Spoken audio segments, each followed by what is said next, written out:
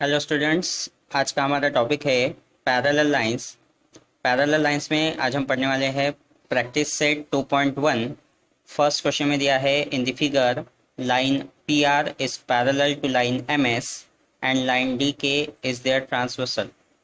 Angle D H P equals to 85 degree. Then find the measure of angle R H D, angle P H G, angle H G S and angle M G K. Okay, यहाँ पर line R P and line M S parallel given है and line D के उसकी transversal है। Angle D H P की value दी है 85 degree और हमें रिमेनिंग 4 एंगल्स की वैल्यू फाइंड आउट करनी है। ओके, तो चलिए स्टार्ट करते हैं। फर्स्ट हम एंगल आर एच डी की वैल्यू निकालेंगे। ओके, फर्स्ट हमें निकालना है एंगल आर एच डी की वैल्यू। ओके, तो एंगल आर एच डी की वैल्यू अगर हमें निकालनी है और हमारे पास उसके एडजेसेंट एंगल की वैल्यू दी है 85 डिग्री, तो ये angle plus angle R H D, इसे अगर हम देखते हैं तो ये दोनों एंगल लीनियर पेयर फॉर्म करते हैं and linear pair means it forms 180 degree, sum is 180 degree. तो यहाँ लिखेंगे angle R H D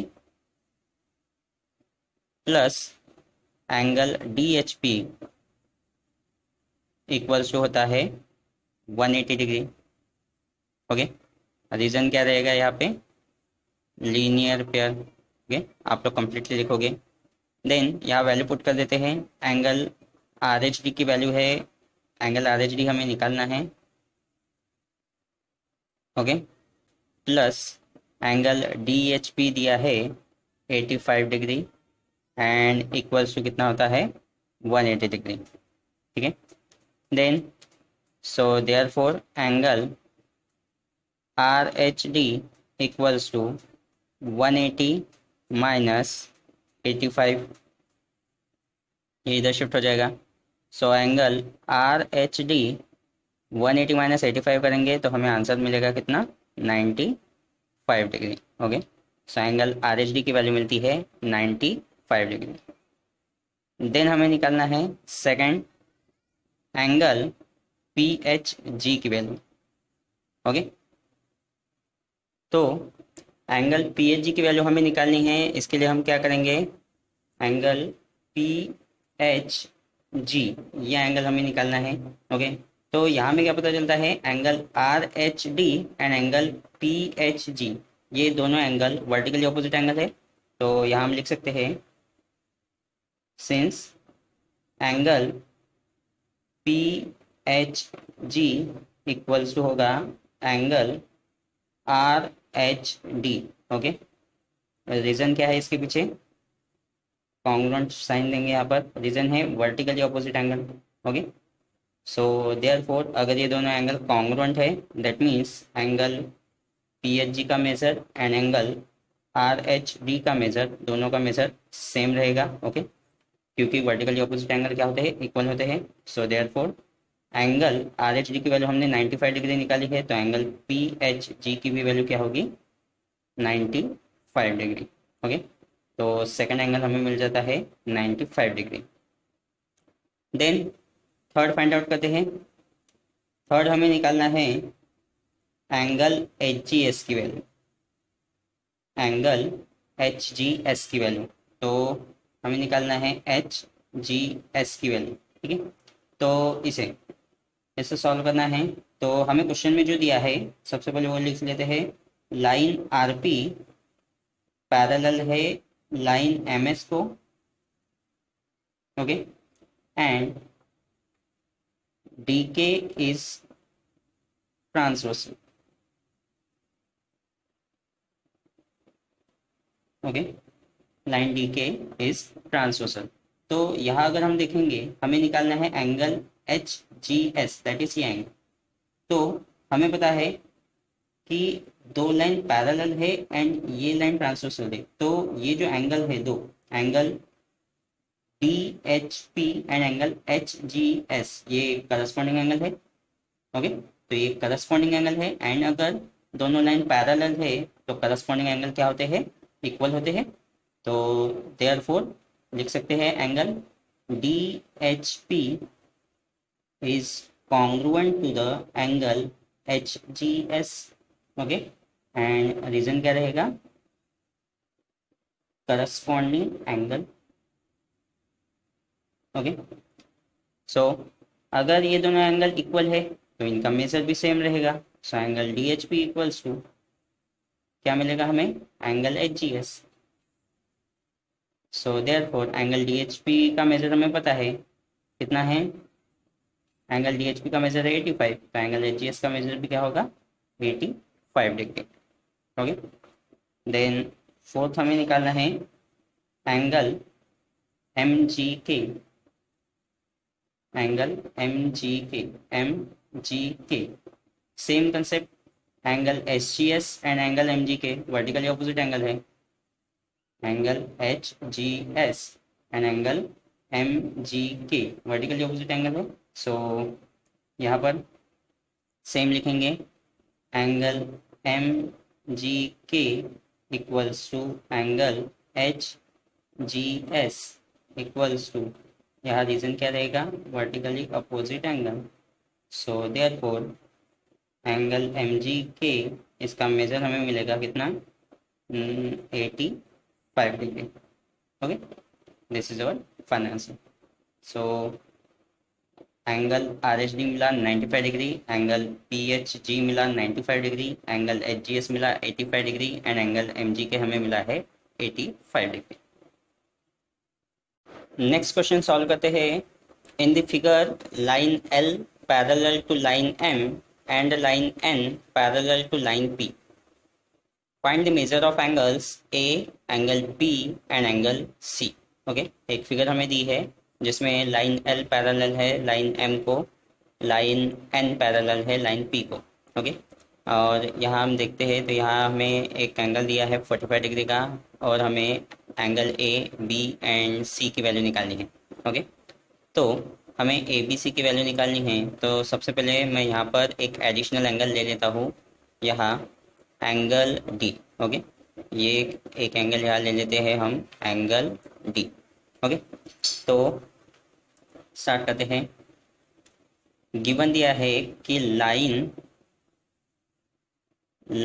L parallel है लाइन एम को। ओके, लाइन एल पैरेलल है लाइन एम को, एंड कंसिडर करते हैं line P is transversal, line P is transversal. Okay, तो अगर लाइन एल पैरेलल है लाइन एम को एंड लाइन पी अगर ट्रांसवर्सल है तो 45 degree and angle D. Okay, ये करस्पॉन्डिंग एंगल मिलते हैं हमें। ओके, सो देयरफॉर यहाँ हम लिख सकते हैं angle P, sorry angle D equals to मिलता है 45 डिग्री, बिकॉज अगर दो लाइन पैरेलल है तो उसके करस्पॉन्डिंग एंगल, ओके, ट्रांसवर्सल से मिलने वाले जो करस्पॉन्डिंग एंगल होते हैं वो क्या होते हैं, इक्वल होते हैं। सो एंगल डी की वैल्यू हमें मिलती है 45 डिग्री। ओके, देन अगर हम फिगर में देखते हैं तो angle A and angle D ये लीनियर पेयर फॉर्म करता है। Okay, angle A and angle D linear pair form करता है, एंड लीनियर पेयर होता है 180 डिग्री। तो यहाँ लिखेंगे again angle A plus angle D equals to होता है 180 डिग्री, एंड रीजन क्या रहेगा, linear pair. Okay, so angle D की वैल्यू हमें मिल गई है 45 डिग्री, सो पुट कर देते हैं angle A plus 45 degree equals to होता है 180 डिग्री। सो एंगल ए का मेज़र हमें निकालना है, तो ये हो जाएगा 180 degree minus 45 degree. So angle A equals to 180 minus 45 अगर हम करते हैं तो हमें मिलना चाहिए 135 डिग्री। तो एंगल ए का मेज़र हमें मिलेगा 135 डिग्री। देन हम फाइंड आउट करते हैं एंगल बी। अगर यहाँ फिगर में देखते हैं तो angle A and angle B vertically opposite angle है। So angle A is congruent to angle B, reason है vertically opposite angle, because vertically opposite angle क्या होते हैं, इक्वल होते हैं। तो एंगल ए का मेजर जितना होगा वही एंगल बी का मेजर होगा। सो एंगल ए का मेजर है 135 डिग्री, तो एंगल बी का मेजर भी कितना होगा, 135 डिग्री। ओके, उसके बाद हमें फाइंड आउट करना है एंगल सी। ओके, तो अब हम कंसिडर करते हैं line N is parallel to line P. Okay, and line M is transversal. Okay, line M is transversal. Okay, ये लाइन एंड ये लाइन पैरेलल है और लाइन एम क्या है, ट्रांसवर्सल। इससे हमें क्या पता चलता है कि angle B and angle C corresponding angle है। ओके, एंड अगर दो लाइन पैरेलल है तो ट्रांसवर्सल की वजह से जो करस्पॉन्डिंग एंगल हमें मिलते हैं वो क्या होते हैं, कॉन्ग्रुएंट होते हैं। So therefore angle C will be congruent to angle B. Reason क्या लिखेंगे हम लोग, करस्पॉन्डिंग एंगल। ओके, एंड अगर ये एंगल कॉन्ग्रुएंट है तो दोनों का मेजर क्या होगा, सेम होगा। सो देयरफॉर एंगल सी का मेजर रहेगा कितना, 135 डिग्री। ठीक है, so angle A, angle B and angle C का मेजर हमें मिलता है 135 डिग्री। नेक्स्ट क्वेश्चन में दिया है, in the figure sides of angle P Q R and angle X Y Z are parallel to each other, prove that angle P Q R is congruent to the angle X Y Z. Okay, question में हमें दिया है कि angle P Q R and angle X Y Z के sides एक दूसरे को parallel है, that is X Y parallel है पी क्यू को एंड वाई जेड पैरेलल है क्यू आर को। तो हमें प्रूफ करना है angle P Q are congruent है एंगल एक्स वाई जेड के साथ। ओके, तो यहाँ पर मैंने फिगर में एक एडिशनल कंस्ट्रक्शन किया है कि रे रे एक्स वाई जेड को एक्सटेंड किया है जो रे क्यू आर को एट पॉइंट टी इंटरसेक्ट करता है। ठीक है, तो यही कंस्ट्रक्शन हम यहाँ पे लिख देते हैं, let ray X Y intersect intersect ray Q R at point T, at point T such that हमें क्या मिलता है, Q T R and X Y T. Okay, then हमें क्वेश्चन में ये भी गिवन दिया है कि X Y is parallel X Y is parallel to the P Q. Okay, X Y is parallel to the P Q and yz is parallel to the QR। Okay, yz is parallel to the QR। तो सबसे पहले हम इसे लेते हैं। ठीक है, yz is parallel to the QR and line xy is the transversal। Okay, line X Y transversal है, तो इससे हमें क्या पता चलता है कि ये एंगल अगर इस फिगर में देखेंगे वाई जेड पैरेलल है लाइन क्यू आर को एंड ये लाइन ट्रांसवर्सल है, तो सिर्फ इतना पोर्शन देखेंगे तो ये एंगल कॉन्ग्रुएंट होता है इस एंगल के साथ। ओके, देखिए angle X Y Z and angle Y T R, ये दोनों एंगल करस्पॉन्डिंग एंगल है। तो ये लाइन इस लाइन के साथ पैरेलल है और ये अगर ट्रांसवर्सल है तो करस्पॉन्डिंग एंगल मिलते हैं हमें, और करस्पॉन्डिंग एंगल क्या होते हैं, कॉन्ग्रुएंट होते हैं अगर दो लाइन पैरेलल है तो। सो यहाँ पर हम लोग लिख सकते हैं, so therefore angle X Y Z is congruent to the angle YZR, sorry, YTR, YTR। Reason रहेगा करस्पॉन्डिंग एंगल। ओके, तो इसे मैं इक्वेशन नंबर 1 दे देता हूँ। ठीक है, दे अब यहाँ नेक्स्ट कंटिन्यू करते हैं।